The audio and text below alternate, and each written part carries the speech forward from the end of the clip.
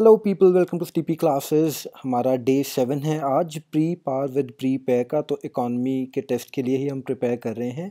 तो I know आज Sunday है तो काफ़ी आप रिलैक्स फील कर रहे होंगे, लेकिन अभी कमर कसने का वक्त है। तो we should complete our daily target and उसके बाद आप रिलैक्स करते रहिए, क्योंकि जो टारगेट है वो इतना बड़ा नहीं है। आज का सिर्फ एक ही चैप्टर है।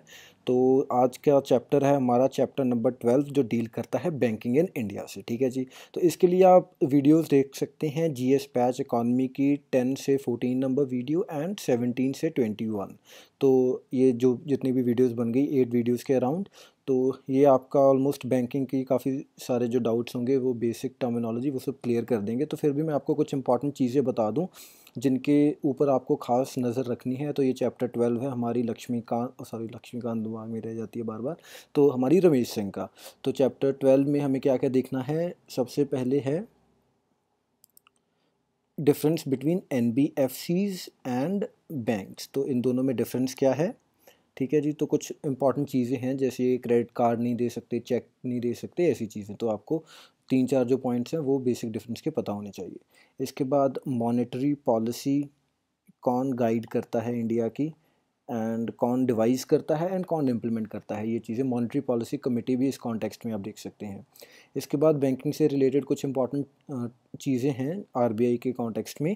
तो सीआरआर है, कैश रिजर्व रेशो। उसके बाद एसएलआर है, and then we have is repo rate, and उसके बाद है हमारा रिवर्स रेपो रेट। तो ये सब चीज़ें जो भी हैं ये इंपॉर्टेंट हैं काफ़ी, तो इनको आप देख लीजिएगा।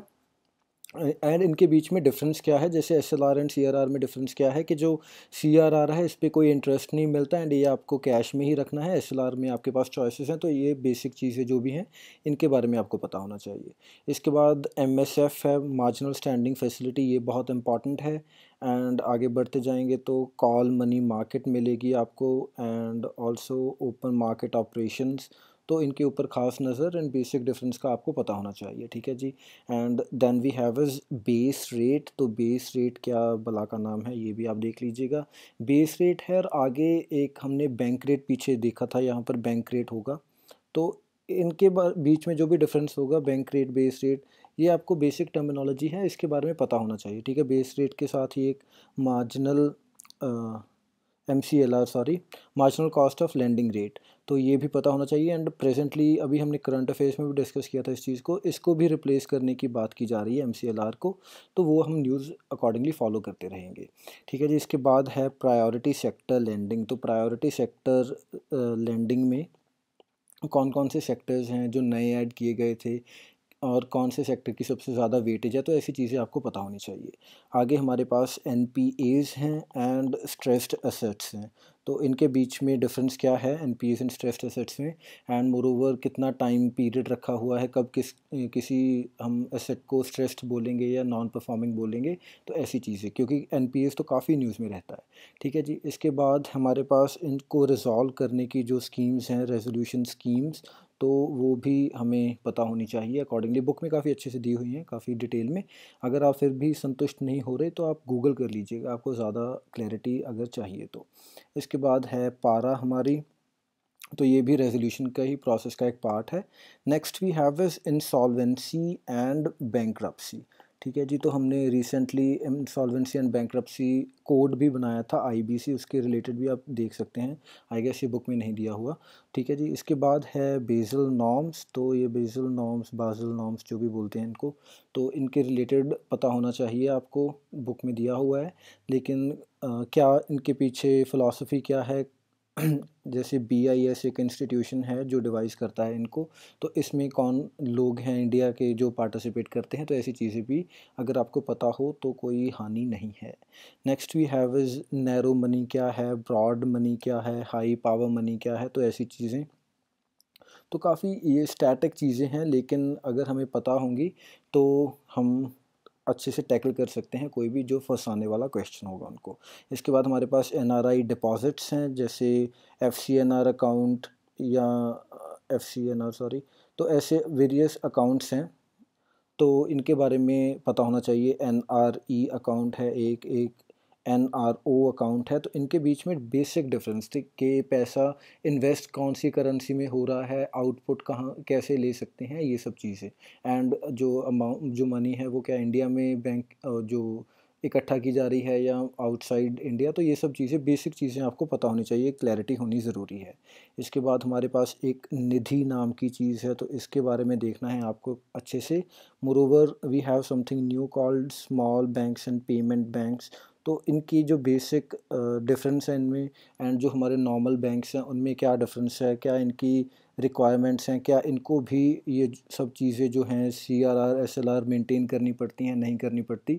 तो ये सब चीज़ें आपको अच्छे से पता होनी चाहिए, क्लैरिटी होनी चाहिए बेसिक चीज़ों की, ठीक है जी। एंड लास्ट में हमारे पास एक गोल्ड स्कीम्स हैं, sovereign gold scheme, sovereign gold bond, जो भी नाम है उसका, तो वो। एंड फाइनली वी हैव इस मुद्रा।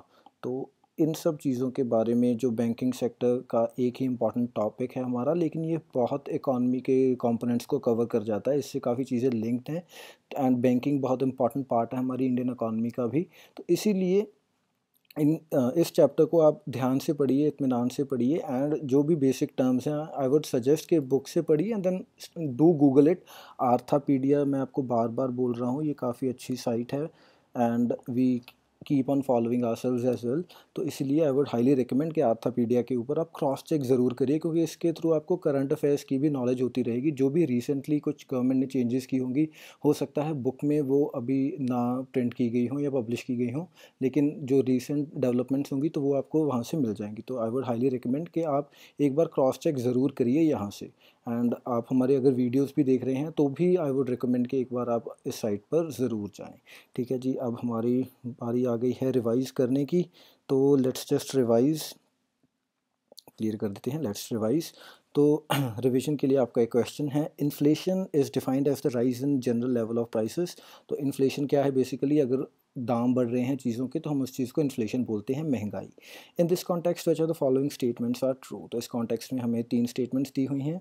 The value of savings decreases with inflation. तो जो भी आपने सेविंग्स करके रखी हैं बैंक अकाउंट्स में, क्या जब महंगाई आ जाती है तो उनकी वैल्यू कम हो जाती है, ठीक है जी। एंड इसके बाद दूसरी स्टेटमेंट है, the consumption levels of goods and services increases with increase in inflation. तो क्या इन्फ्लेशन बढ़ने से जो हमारी कंजम्पशन लेवल्स हैं गुड्स एंड सर्विसेज के, क्या वो भी इंक्रीज़ हो जाते हैं। And with increase in inflation employment also increase in the long run.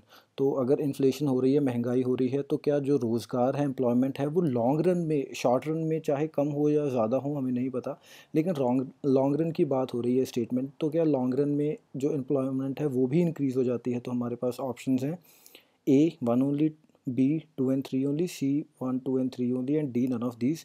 तो पॉज कर लीजिए, सोचिए इसके बारे में, जो भी आपने पढ़ा है चैप्टर में, क्योंकि चैप्टर में से ही हमने सवाल बनाया है ये। तो the correct answer is 1 only. 1 only कैसे है, क्योंकि जो पहली स्टेटमेंट हमारी क्या कह रही है कि जो वैल्यू है सेविंग्स की वो डिक्रीज़ हो जाती है। डिक्रीज़ कैसे हो जाती है, सपोजिटली पहले आपने आज से 1 साल पहले 1 लाख रुपया आपने जमा करवाया था किसी बैंक में, एंड तब अगर मैं बेसिक एग्जांपल लूँ, जो घी था हमारा वो 100 रुपये पर केजी मिलता था, ये मान लेते हैं हम, ठीक है जी। इसके बाद इन्फ्लेशन हुई एंड महंगाई हुई, तो कुछ 10% से बढ़ गया, एंड अब प्राइस हो गया घी का 110 केजी। तो अगर हम उसी जो हमारी सेविंग है उसको देखें, तो क्या वो भी 1 लाख से 1 लाख 10 हज़ार हो गई, ऐसा तो नहीं हुआ ना, तो वो तो हमारी सेविंग 1 लाख ही रह गई। तो इसीलिए जो महंगाई है वो बढ़ गई, तो जो हमारी सेविंग है उसकी वैल्यू डिक्रीज़ हो गई, कि पहले जो मैं 1 लाख से जितना घी खरीद सकता था, अब मैं कंपैरेटिवली उससे कम खरीद पाऊँगा। तो हम इसमें बेसिकली वो चीज़ इग्नोर कर रहे हैं, जो बैंक का इंटरेस्ट होगा वो किसी भी इंटरेस्ट पर हो, हम एक स्पेसिफिक अमाउंट की बात कर रहे हैं, सेविंग की बात कर रहे हैं, ठीक है जी।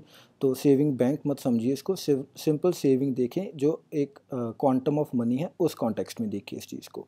तो जो दूसरी स्टेटमेंट है, the consumption level of goods and services increases with increase in inflation, तो इनफैक्ट उल्टा होता है, वो डिक्रीज़ हो जाता है, क्योंकि इसी घी वाले एग्जांपल से अगर मैं सपोजिटली 1 केजी घी खाता था पहले, तो वो 100 रुपये का आ जाता था, लेकिन अब 100 रुपये का अगर मैंने वो मनी का अमाउंट फ़िक्स करके रखा हुआ है कि मुझे 100 रुपये का ही घी खरीदना है, तो होगा क्या कि अब मुझे कंपैरेटिवली कुछ पॉइंट कम कुछ ग्राम्स कम घी मिलेगा 100 रुपये में कंपैरेटिवली।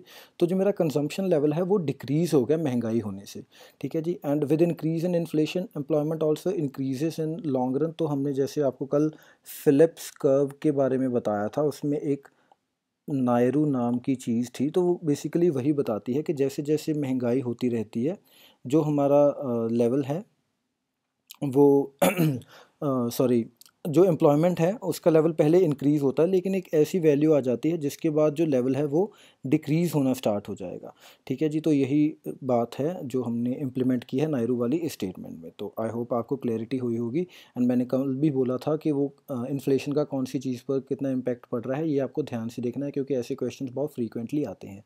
तो आई होप आपको मैं अलाइन करने की जो ट्राई कर रहा हूँ, I am getting successful in that. अगर नहीं कोई कमी आ रही है तो आप मुझे प्लीज़ कमेंट सेक्शन में बताइए कि मैं कैसे इम्प्रूव करूँ उस चीज़ को भी। तो I am very open to criticism, तो जो भी आप बताना चाहें, ठीक है जी। So thank you for watching, मिलते हैं कल। एंड कल हमारा फाइनल डे होगा इकॉनमी के टेस्ट 1 के लिए। तो कमर कस लीजिए, आपका दूसरा टेस्ट भी आ गया देखते ही देखते। तो दिन काफ़ी जल्दी से बीत रहे हैं। एंड ऐसे ही हम 56 डेज़ का जो हमारा टारगेट है उसमें पूरा कर देंगे, जो भी जितना सिलेबस हमने डिफ़ाइन किया हुआ है, ताकि उसके बाद एक काफ़ी अच्छे पोजीशन पर आप लोग आ जाएं अटेम्प्ट करने के लिए आगे वाले जो हमारे टेस्ट हैं, half length test. And in fact उसके बाद आपकी रिवीजन भी अकॉर्डिंगली हम प्लान करते रहेंगे। सो थैंक यू फॉर वॉचिंग, मिलते हैं कल, बाय बाय।